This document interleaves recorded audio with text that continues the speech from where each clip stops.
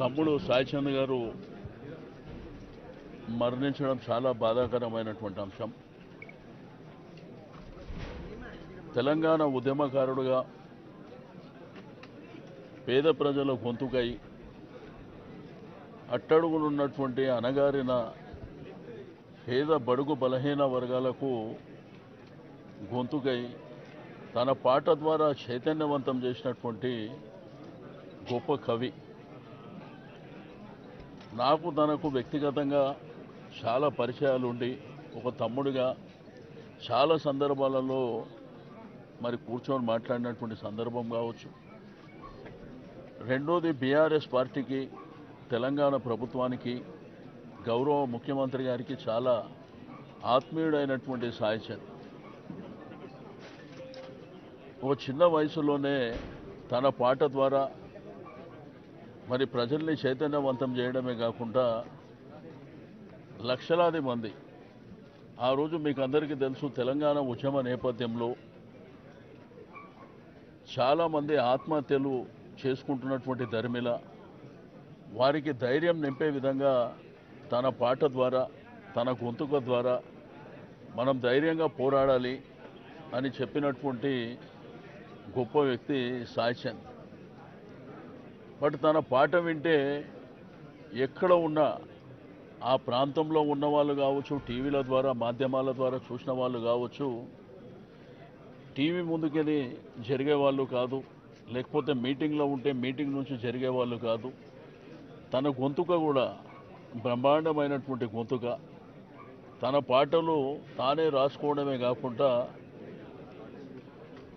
తన పాట రూపేణ ప్రజల్ని, యువకులని, మహిళల్ని చైతన్యవంతుల్ని చేసి ఒకవైపున మన రాష్ట్రంలో ఉన్నటువంటి వ్యవసాయదారులను కూడా చైతన్యవంతం చేసినటువంటి గొప్ప గాయకుడు. బట్ ఈ మధ్యకాలంలోనే ఎదుగుతున్నటువంటి ధర్మిల మరి హఠాత్తుగా ఈ విధంగా జరగడం, అది అతి చిన్న వయసులో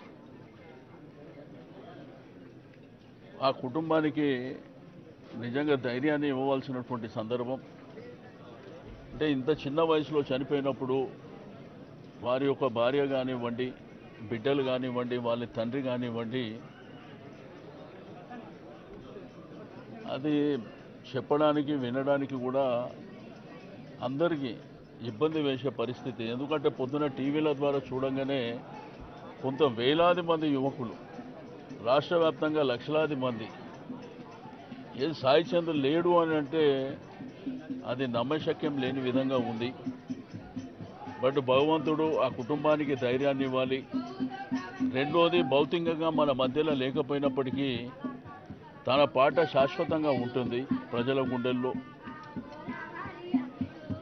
రాష్ట్రంలో ఉన్నటువంటి ప్రతి గొంతుక కానివ్వండి, దేశంలో కానివ్వండి, ప్రతి ఒక్కరు కూడా జీవితకాలం గుర్తుపోయే విధంగా తను పాడినటువంటి పాటలు.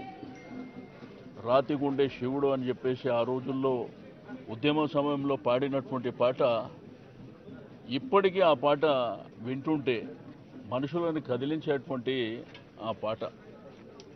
కాబట్టి సాయిచంద్ ఈ వయసులో మరణించడం అనేది బాధాకరమైనటువంటి అంశమైనప్పటికీ తప్పకుండా ప్రజలు నిన్ను గుండెల్లో పెట్టుకుంటారు. మన మధ్యలో లేకపోయినా కానీ నీ పాట శాశ్వతంగా ఉంటుంది అని చెప్పి నేను ఈ సందర్భంగా తెలియజేస్తూ నా ప్రగాఢ సానుభూతిని తెలియజేస్తూ ఆ కుటుంబానికి భగవంతుడు ధైర్యాన్ని ప్రసాదించాలని నేను మనసారా కోరుకుంటూ సెలవు.